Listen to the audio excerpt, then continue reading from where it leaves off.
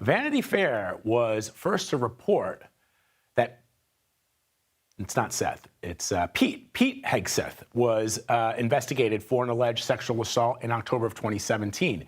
Hegseth's lawyer said that the allegation was, quote, investigated by the Monterey Police Department, and they found no evidence for it.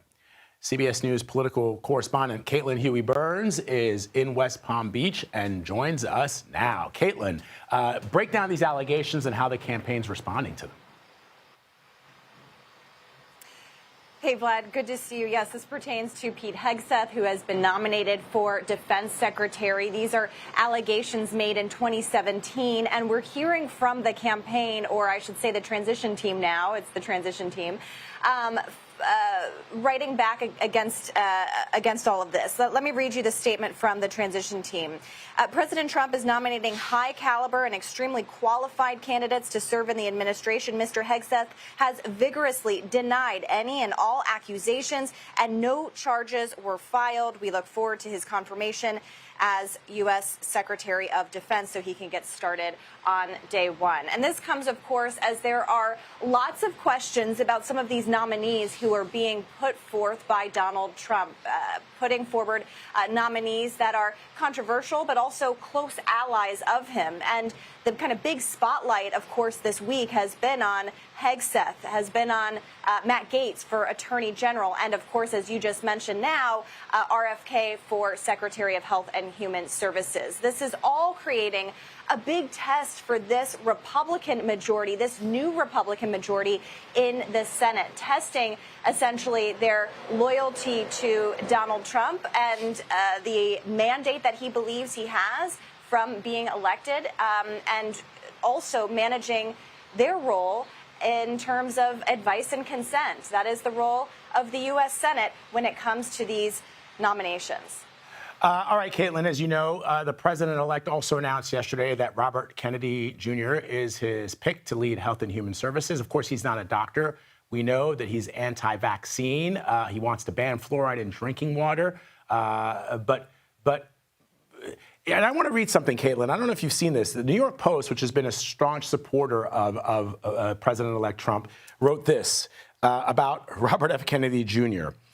When it came to topics, his views were a head-scratching spaghetti of what we can only call warped conspiracy theories, and not just on vaccines. Neocons are responsible for American policy ills. Pesticides, cell phones, and ultrasound could be driving an upswing in Tourette syndrome and peanut allergies. I mean, when you've lost the New York Post, Caitlin, what does that tell you?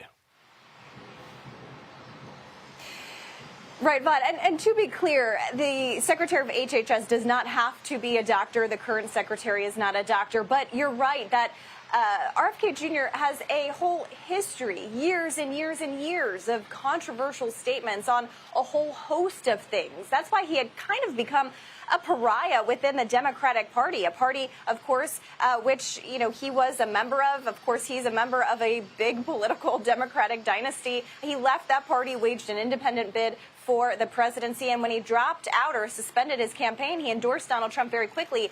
And he was very influential in Donald Trump's campaign and was able to kind of bring new voters into the fold for Donald Trump under this mantra of Make America Healthy Again. So he has a lot of controversial things that he said in the past. He has not only raised questions about vaccines, but said in an interview last summer that they are not safe and effective, which is obviously not true.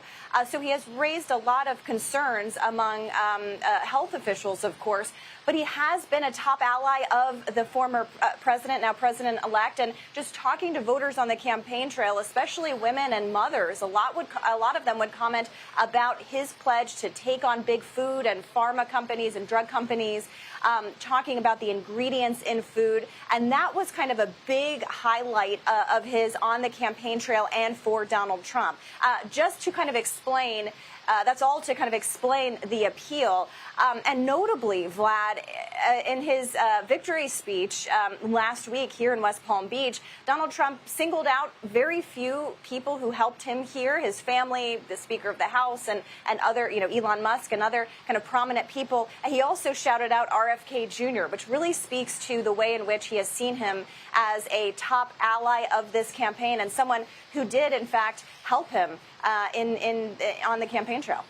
Yeah, you know, when I was a foreign correspondent, Caitlin, working in countries in Africa, some of whom struggled to have access to the life-saving vaccines that we have access to here in the United States. For example, back in 2011, Nigeria was one of 3 countries who still had not defeated polio. They subsequently did, but it was because they struggled to vaccinate their people. And you don't want to take a step back into something that would look like a developing nation if children don't have access to these vaccines. So, of course, that's the concern.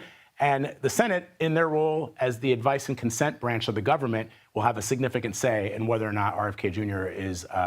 is ultimately picked to be Health and Human Services Director.